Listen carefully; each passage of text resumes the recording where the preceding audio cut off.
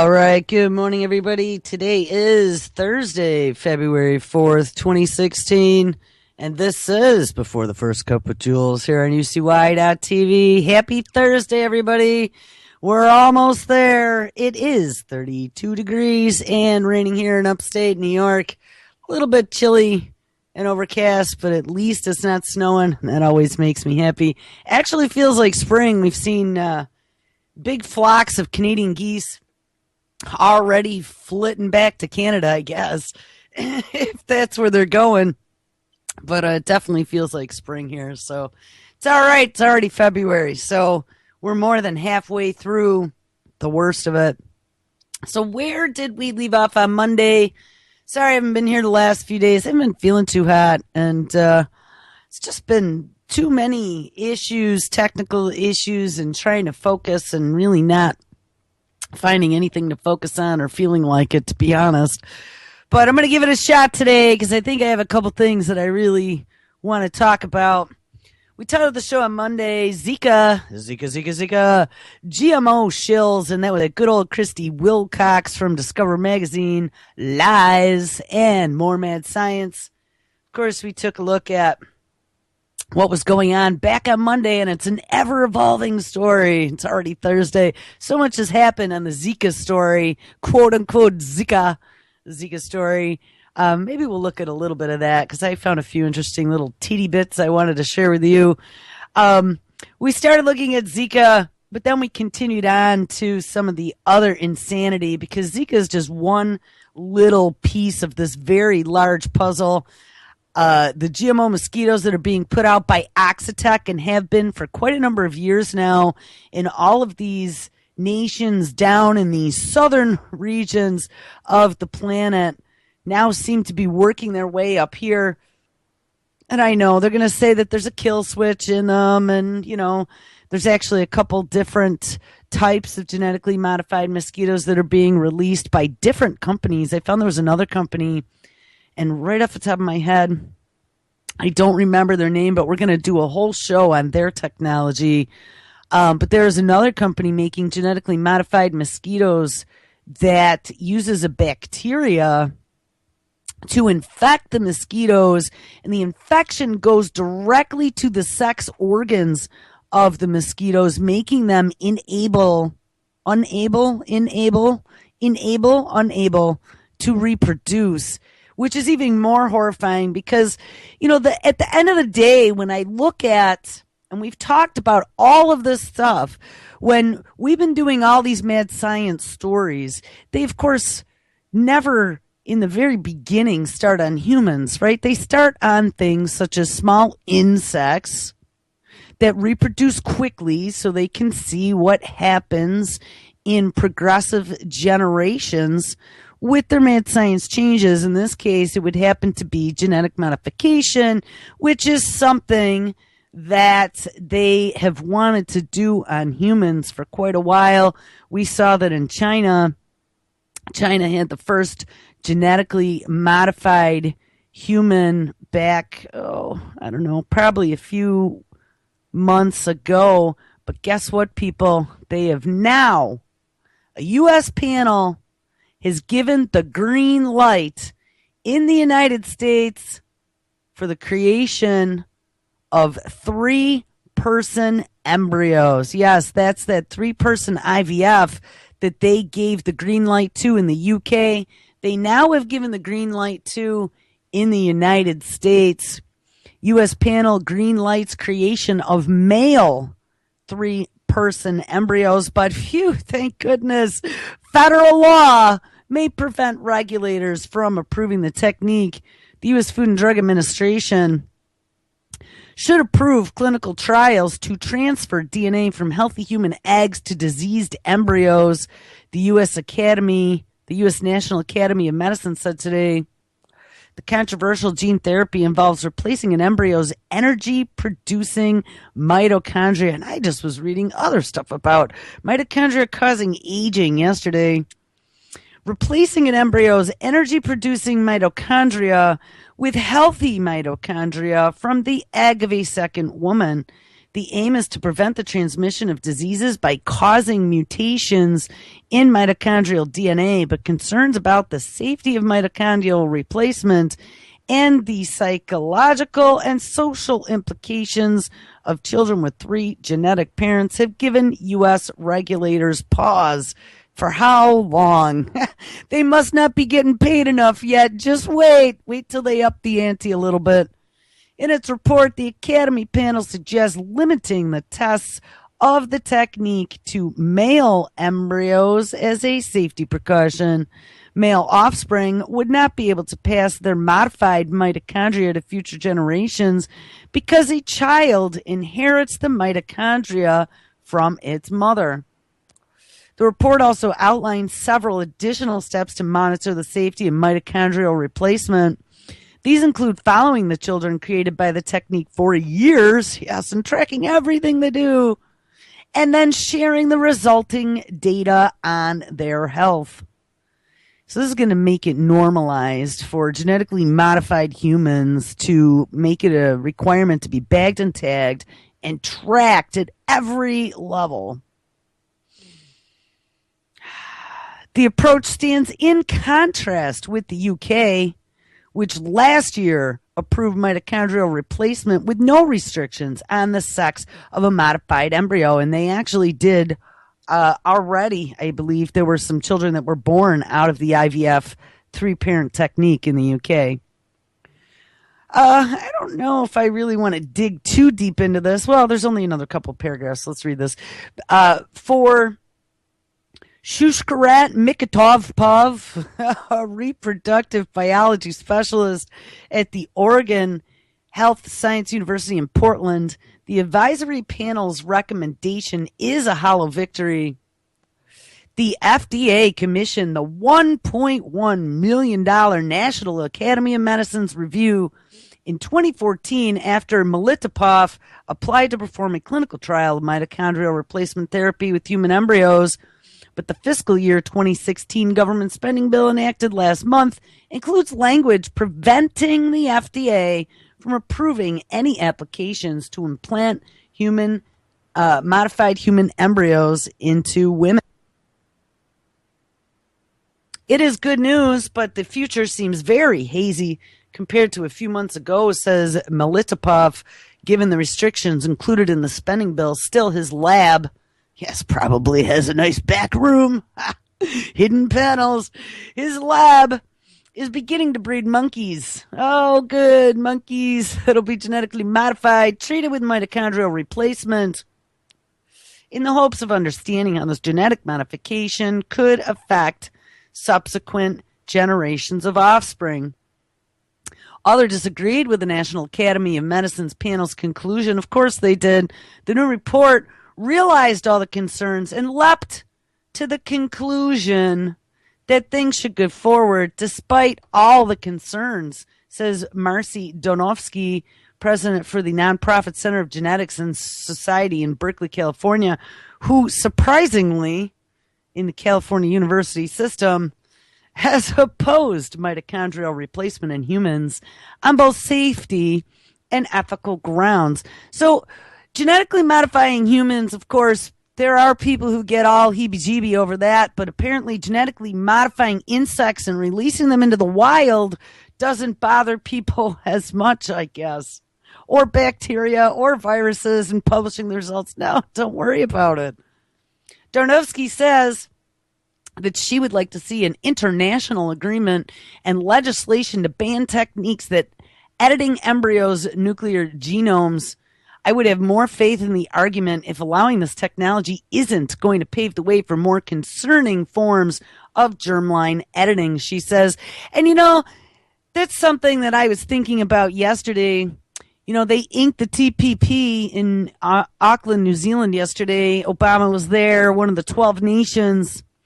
And it's going to take about 2 years of ratification now, they're saying, between all these different countries. And the countries need to all get their laws in line with these new international laws that they're putting together, which is very disturbing. There were all kinds of protests. People were all dressed in Maori, traditional Maori hookah gear. I don't know what that dance is, their war dance.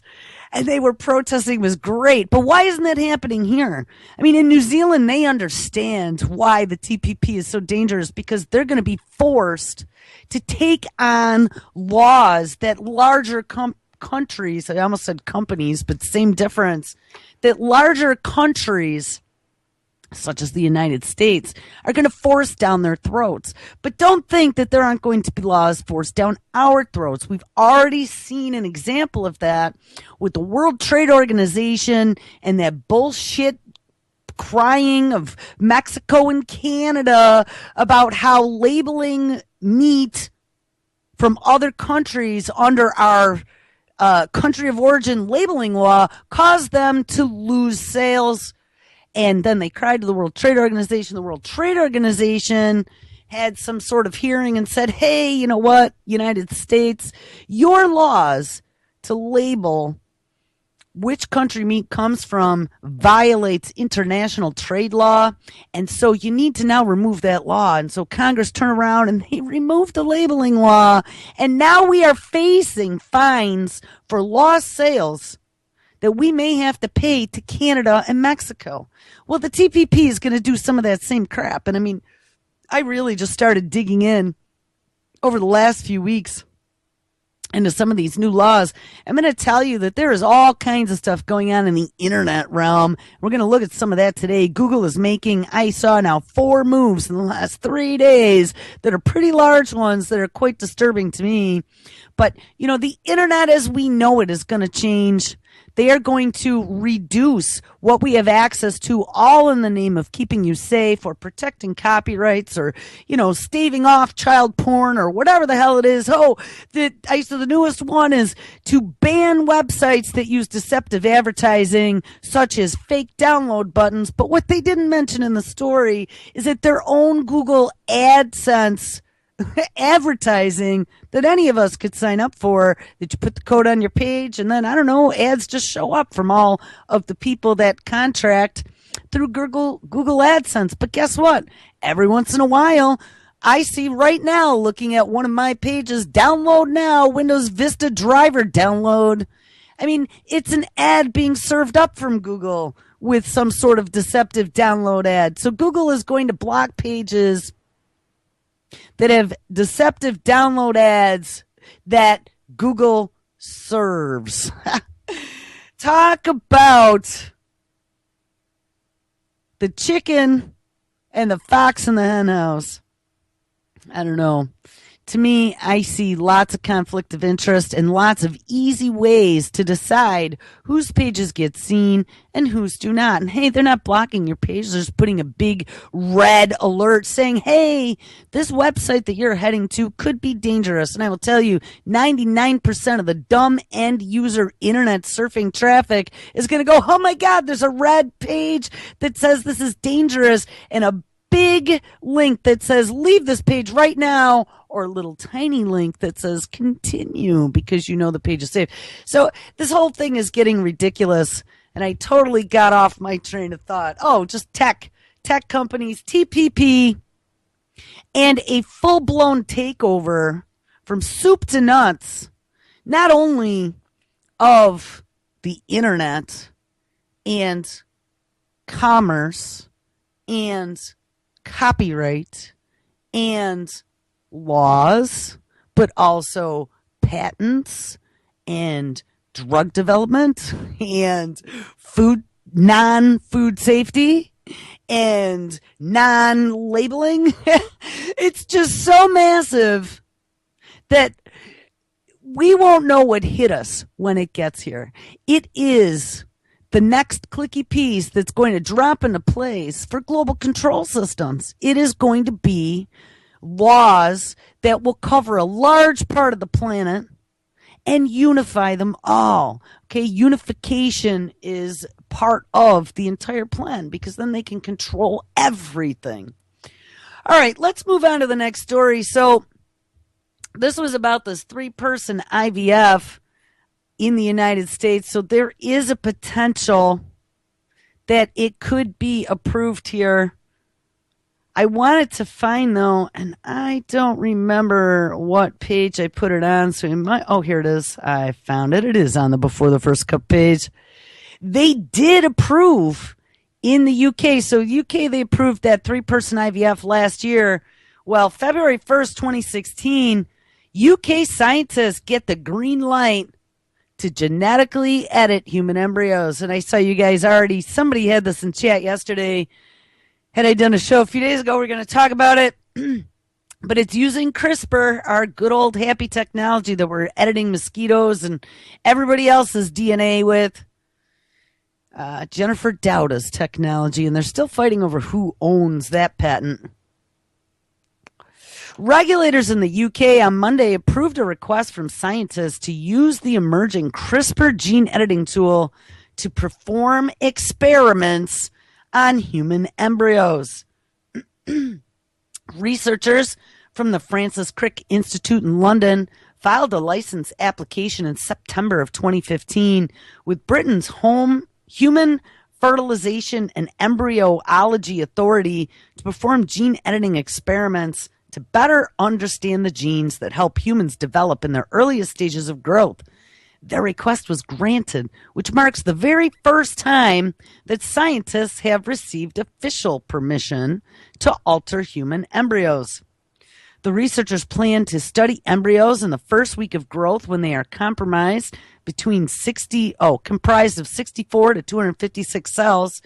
And according to Kathy Nikon, a lead researcher at London's Francis Crick Institute, the experiments aim to better understand the initial stages of human development in order to prevent miscarriages and infertility. And maybe, hey, they might be able to offer an in vitro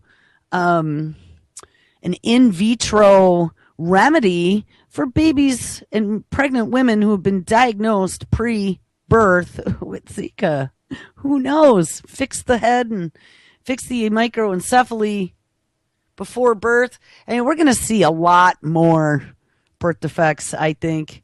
I think that there's going to be just an absolute huge rash of birth defects that are going to be coming from all kinds of different directions. But don't worry about it, because 21st century science is going to have the cure in the not too distant future. And I mean, they're even messing around. We looked at a few stories a few weeks ago about them already messing around with doing big full gene editing on living creatures. So don't think it's going to be too long before they start rolling that out as, quote unquote, emerging therapy that then they allow under the 21st Century Care Act that is yet to be passed. Anyway, back to this. According to Kathy Nikon, the lead researcher at London's Francis Crick Institute, the experiments aim to better understand the initial stages of human development. In order to prevent miscarriages and infertility, the team will focus on roughly 20 genes that guide the process of separating cells soon after fertilization. The only way that we can understand really human biology at this early stage is by furthering study of human embryos directly, she says during a press conference. The team will use the CRISPR gene editing tool to selectively turn off genes of interest and then study the results of their modification. These are on human embryos, people. Nikon wants to first focus on a gene called OCT4, which is responsible for ensuring that stem cells look like their parents after they divide.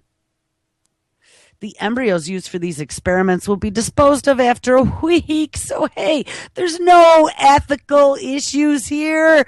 They're only a week old, and then we dispose of them in the trash like garbage, the researchers say, and none will be used to start pregnancies. Embryos will come from willing donors at an in vitro fertilization clinic, according to the Crick Institute. And yeah, we mentioned that the other day.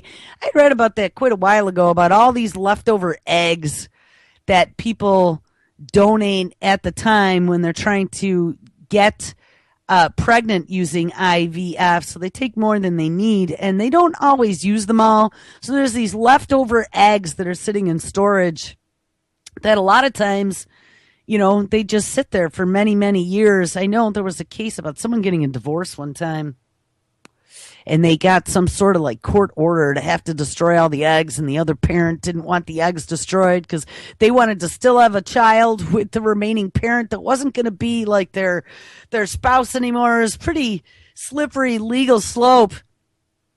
But yeah, there's all these eggs that are stored at these IVF clinics, and I'm sure that somewhere along the way there's a box to check, just like in your 23andMe cheek swab for DNA that says, yes, please use my genetic material. Please use my leftover eggs for research. It's very disturbing to me.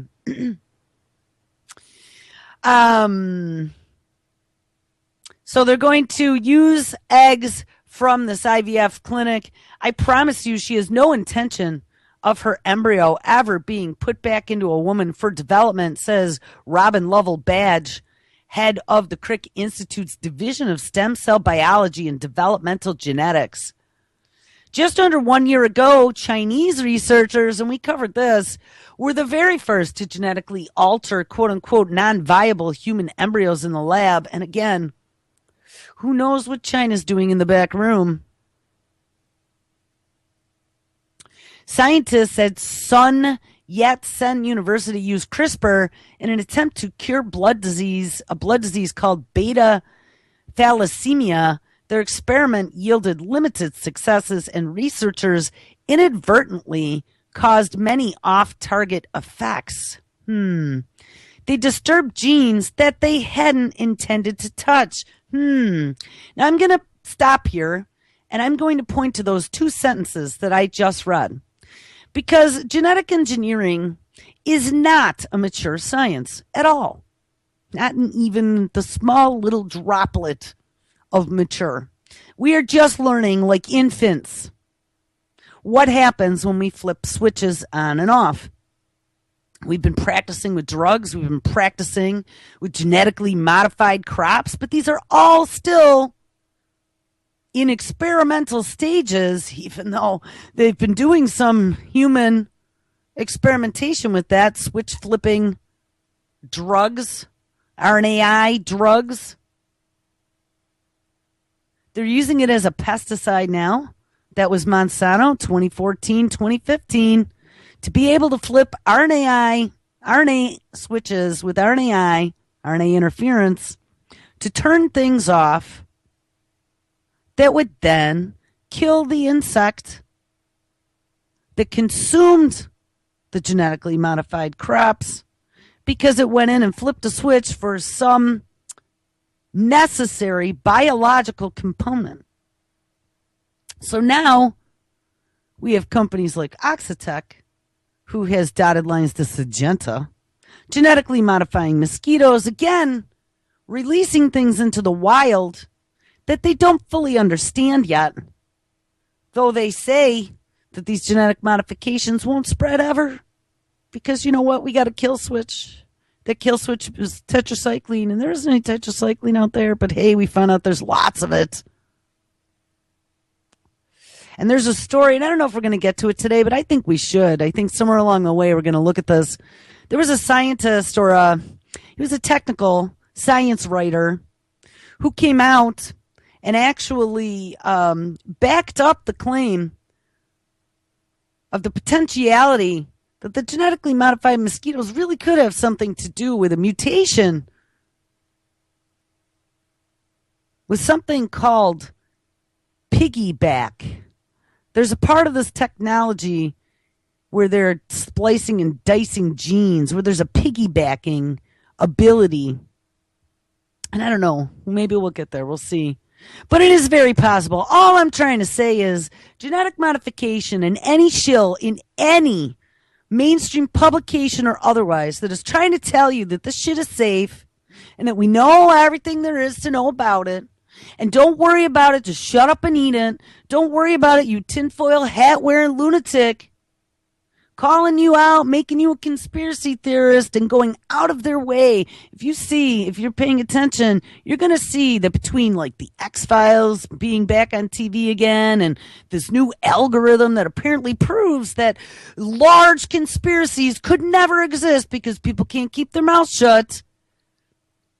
And science journals pointing to people who are anti-vaxxers who are even questioning just one iota of what's in vaccines they're shooting into infants, or anyone that's questioning what's in our food, or removing these labeling laws because they're going, shh, you don't need to know what's in it.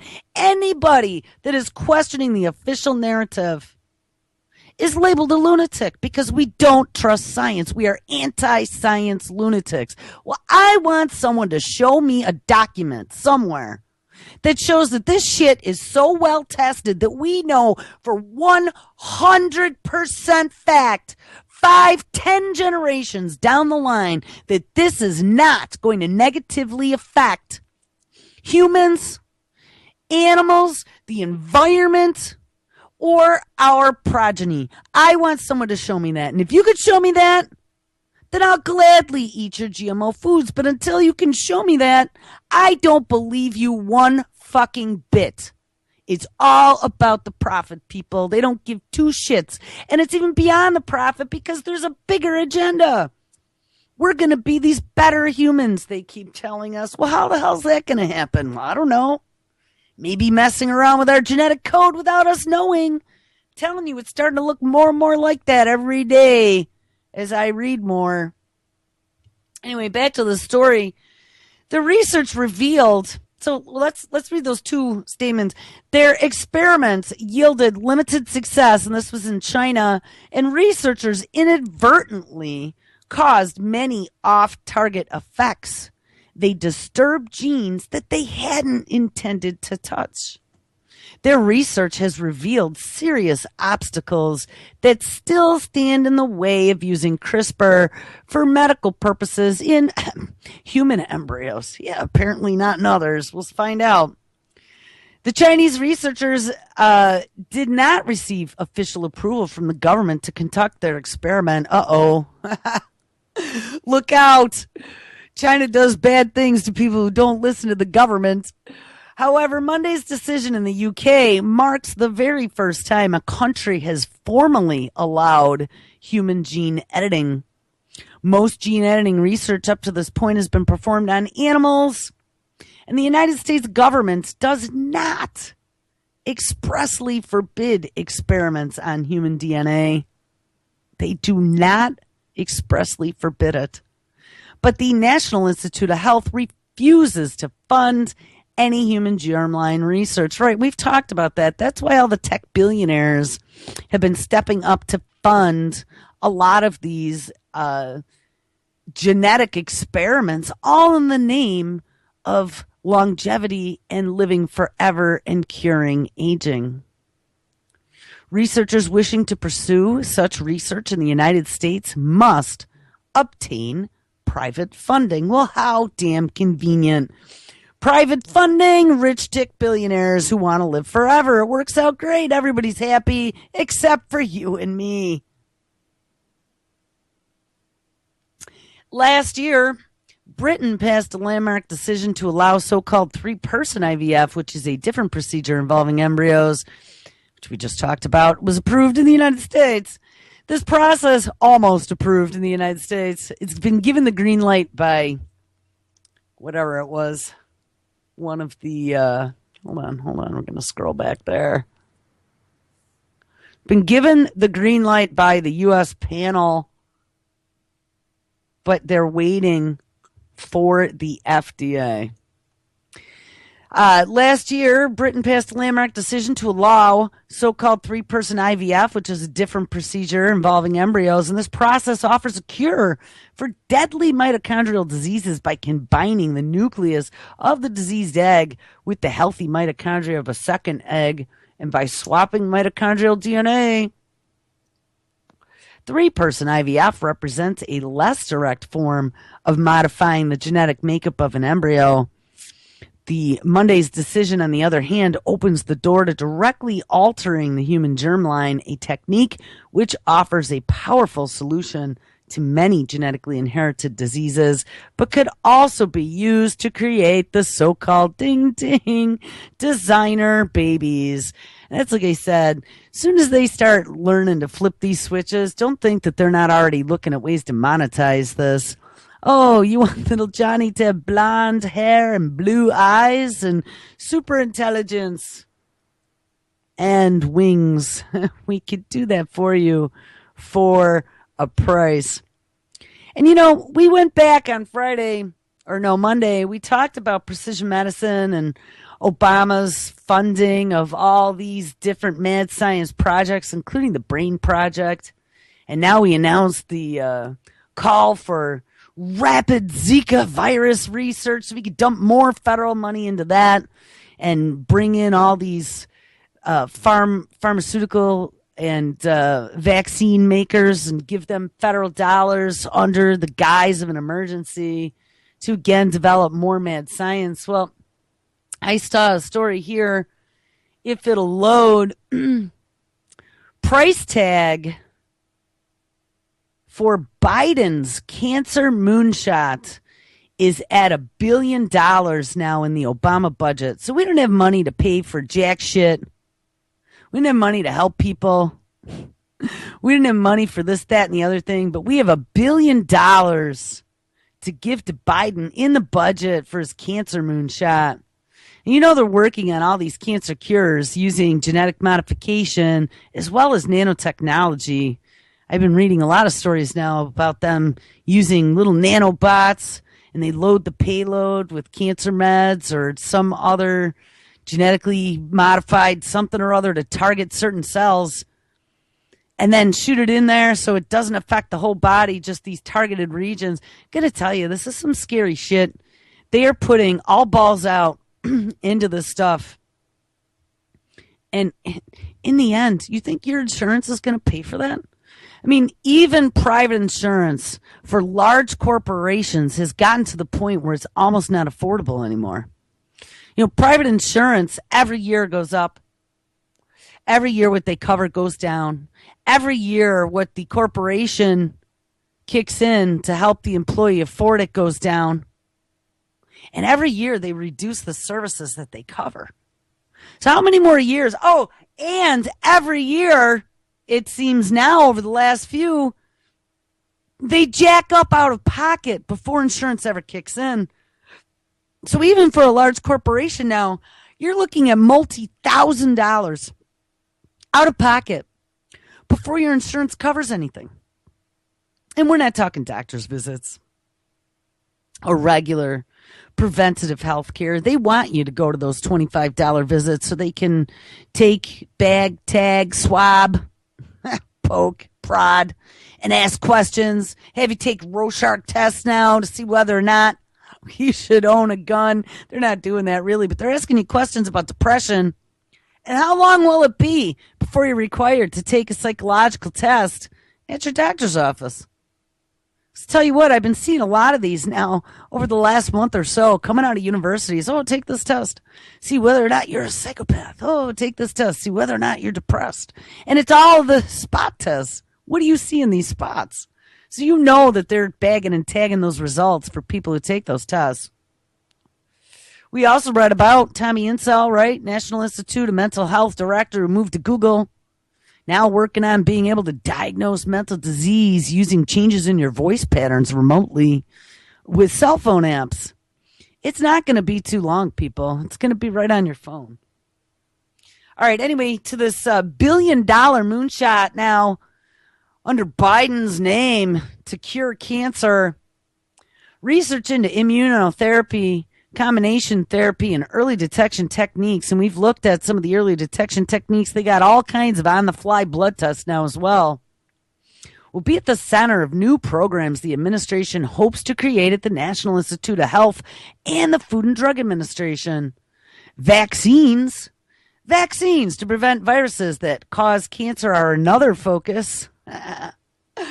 The cancer vaccine is coming, officials say, laying out for the first time how Biden will seek to fulfill his goal of doubling the rate of progress toward curing cancer. So you know what? Obama just inked a check for $1 billion. Our job is to clear out the bureaucratic hurdles and let science happen, Biden said in an email to supporters. And I'm sure that has something to do with getting that 21st Century Care Act passed. So nothing even has to go through FDA approval anymore. It's going to be for the most ill who want to try experimental technologies. And then after it doesn't work out, we'll do a case study on them. This is really disturbing to me. It's not looking out for you. It's not going to help you. This is dumping money into mad science to make more mad science to use on all of us guinea pigs sitting here, many of whom are getting forced to go onto Obamacare socialized medicine, where they'll be able to set requirements.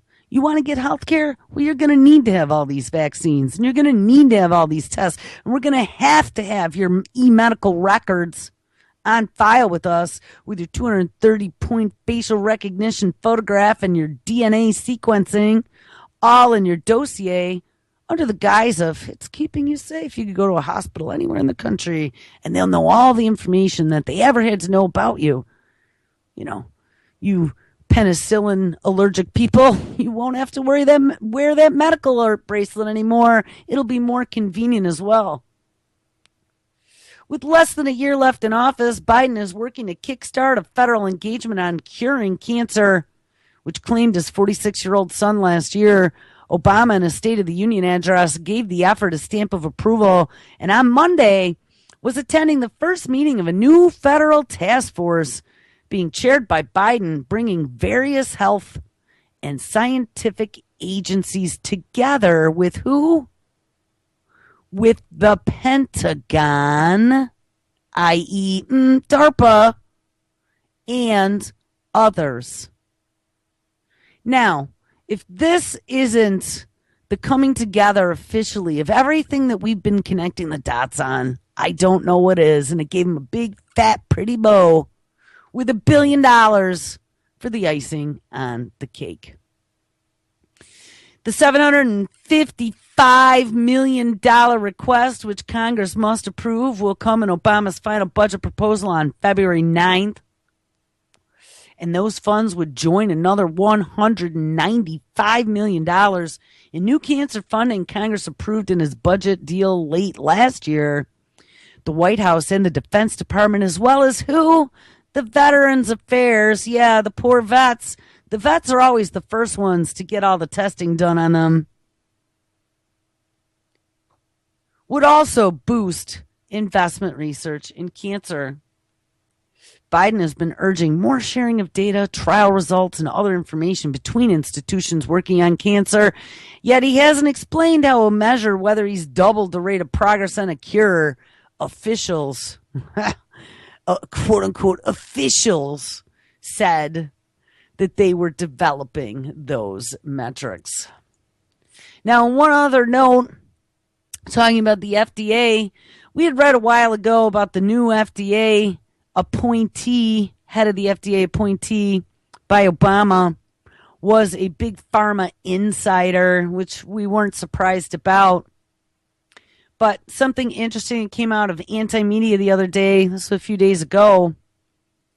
Senator Bernie Sanders put a hold on Obama's nominee to take over the Food and Drug Administration on Tuesday of last week, joining with two other senators who have also objected to Dr. Robert M. Khalif's nomination, citing his ties to corporate drug manufacturers.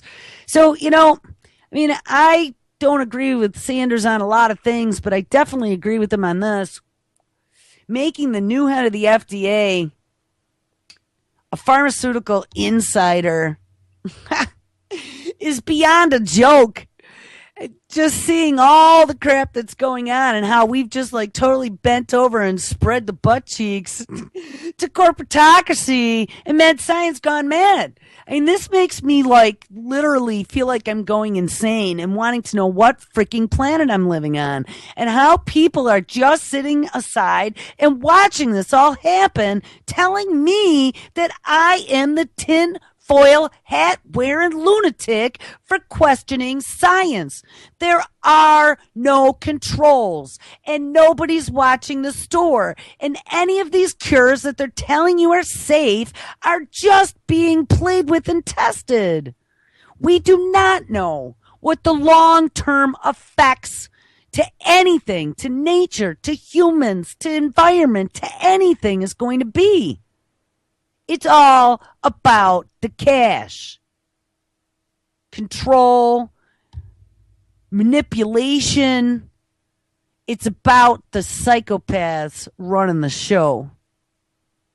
Dr. Khalif's extensive ties to the pharmaceutical industry gave me no reason to believe that he would make the FDA work for ordinary Americans rather than just the CEOs of pharmaceutical companies, said Sander in a statement on Tuesday. We need someone who will work to substantially lower drug prices, implement rules to safely import brand name drugs from Canada, and hold companies accountable who defraud our government. How about also hold companies accountable who put out drugs and quote unquote cures that injure people, vaccines that injure people, and then you have no recourse against them. That would be a good one too there, Byrne. As a researcher at Duke University, Khalif took millions in funding and quote-unquote consultation fees from pharmaceutical giants like Eli Lilly, Merck, and Novartis. The New York Times once described him as the, quote, ultimate industry insider, unquote. Sanders joined Senator Ed Markey of Massachusetts and Lisa Murkowski in Alaska in halting Khalif's nomination. Markey, who intervened late last week, said he would continue to blockade until the FDA changes its approval process for opioid painkillers, citing the agency's decision to use OxyContin to treat children as young as 11. Yes. Recent measures, and let's give, 3-year-old ADD meds. Recent measures to combat rising heroin use in U.S. suburbs and rural areas have highlighted the link between prescription medication and drug addiction. And on Tuesday, Sanders also called that the trend of overprescribing drugs has come in tandem with price gouging of life-saving medications for millions. Right. We're going to put 70% of the U.S. population on some sort of depression or SSRI drug that then they become dependent upon, that messes with their brain chemistry, that then makes them do violent things or become psychotic. And it's just such a big, ugly, horrible circle. And then we learn things like glyphosate causing changes with the cytochrome P450 enzyme. Glyphosate's everywhere. It's in our food. It's in our water. But with that change in the cytochrome P450 enzyme, that enzyme affects your uptake of prescription medications, any medication. It can amplify the effect. So people that have that suppression in the cytochrome P450 react more violently to things, react like me, for example. I'm one of those sensitive people, and I have to be very careful with any type of medication that I take because what the recommended dosage is way too high for me. My mother has the same problem. I think it's genetic rather than being affected by the glyphosate, but maybe the glyphosate amplifies it. Who knows? But I have to be very careful, and they almost killed me when they did the spinal tap when I was in to give birth for my daughter. Because the recommended dosage of those pain-killing medications, before I knew it, and I almost didn't say anything because I was slipping off to La La Land, but before I knew it, I was numb above my nose and had to keep reminding myself to breathe. Now, it just kills me that they don't test for that they don't have any clue, apparently, that cytochrome P450 enzyme causes any issue with uptakes of medication. But doctors like Dr. Lucier, we had her here on the network a few times with an interview with once with Madison Rupert and once with Truth or Talk, April and Verstein, talking to her about that very thing. And there is absolute research into that. But see, they won't allow that research to get out because that would make the pharmaceutical companies liable for lots and lots of things. Anyway, let's finish the story. Sanders says, I share Senator Markey's concern that the FDA must change its way it approaches addiction. Too many Americans are dying from what has become an opioid epidemic. And it's very interesting that they mention that. Because also when you look at blood chemistry and brain chemistry and how all of our feel-good chemicals work, we run across dopamine. And we've done a lot about dopamine. Dopamine is another one of those chemicals that affects the brain. We can produce it. It is being produced by a lot of these electronic devices that we have in front of us, soon to be wearables. I don't know if we're ever going to get to those wearables today. But we have become addicted to our devices, and it is the dopamine that is doing it. But dopamine also causes psychopaths. So we're going to look at a couple of these. I've talked about this so many times, but I dug up some stories, so I wanted to hit them. Video game addiction, recent findings to blow your mind. And this is from 2014. There's been way more researches beyond video gaming. It's our cell phones. Anytime you get a message, you get a dose of dopamine. It's like the excitement, the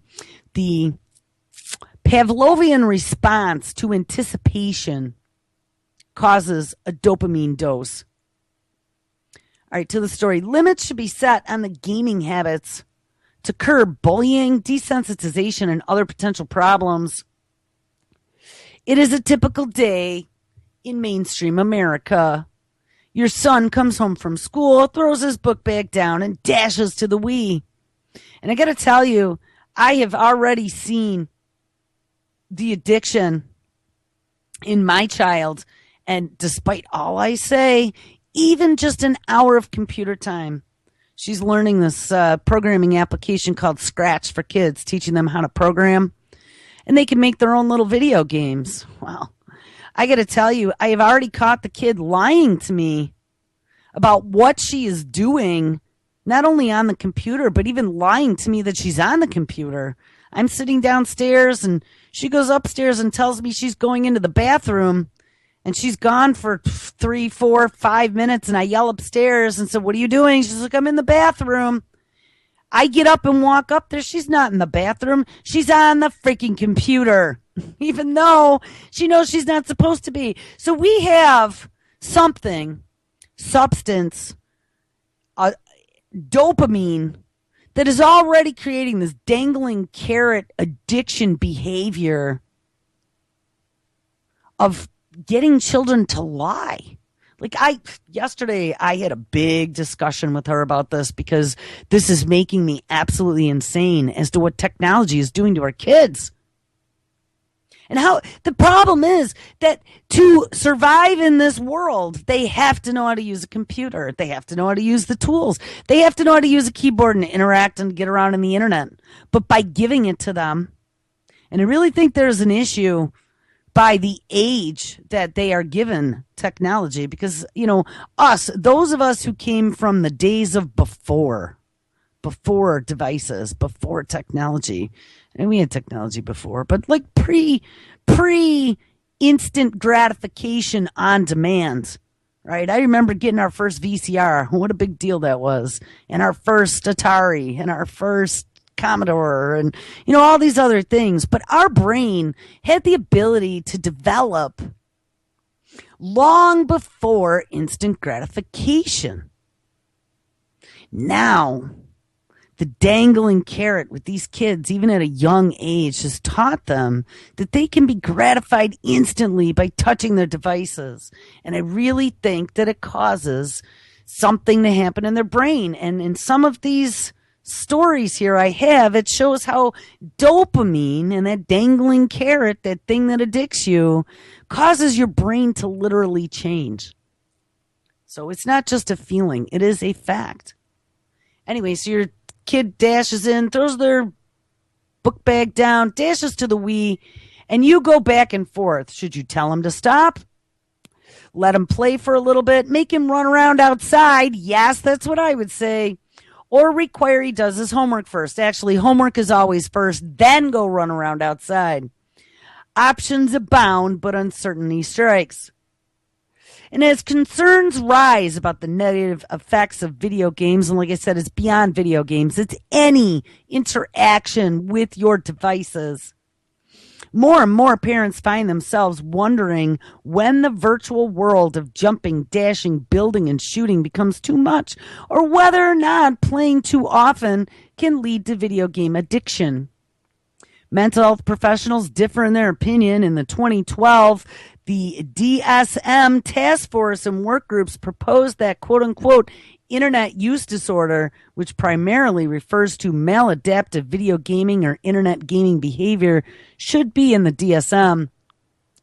As of now, it still isn't included. The DSM-5 has categorized it as needing further study, but some mental health and medical professionals say this doesn't mean it doesn't exist.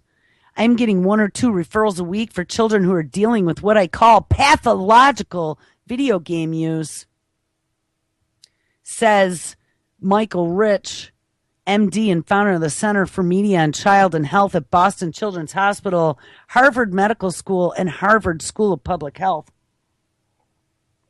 However, Rich says take caution when throwing around the word addiction in this sense. A national study in the Psychological Science of 2009 reported that 12% of boys and 8% of girls who played video games exhibited pathological patterns of play and fit the DSM category of addiction. Now, I want to see, did this story talk about the dopamine? Because I ran across, let me just search Here it is. Are video games addictive by nature? While some kids may be more prone to pathological gaming, you may wonder if video games themselves are causing the problem. Cash says that they certainly play a part. If an addiction has to do with an elevation of chemicals in the pleasure region of the brain, ding, ding, ding. Think of video games as providing layers of pleasure. At its very simplest layer, there is something called the intermittent reinforcement, which is the unpredictability of rewards. So you take an action and you don't know if you're going to be happy or unhappy with the outcome. You move one way and it's the right move. You move ahead. You move the other way and it's the wrong move. You're dead. Well, that's intermittent reinforcement. And that is the basis of gambling addiction, which also takes place in the same part of the brain and uses dopamine. Rich adds that the goal of a video game developer is to hook people into using very established psychological techniques that are based on giving the gamer a challenge that can be mastered. And as they advance level after level, they get a nice squirt of dopamine each time and are rewarded with another harder challenge. The creator of the game thoughtfully figures out how to make it just hard enough to stymie someone just long enough so that they get a great sense of satisfaction when they succeed, but not turn anyone off by being too hard.